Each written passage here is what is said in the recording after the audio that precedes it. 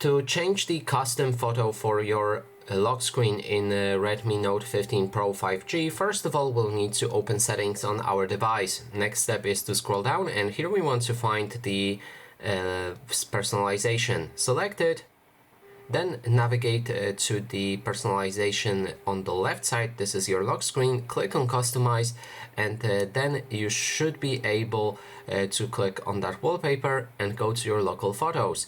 That way you'll be able to choose custom photo for your lock screen. Choose whichever one you like, and then you'll be able to move it as well. Just wait a moment. As you can see, we can move it. We can even zoom on it like that, and we can apply different effects to the wallpaper as well. Then just apply it, and your brand new lock screen wallpaper can be applied to only that or both, which means it will also apply to your home screen. And that is basically everything. Thanks so much for watching, and if you like this video, please consider subscribing.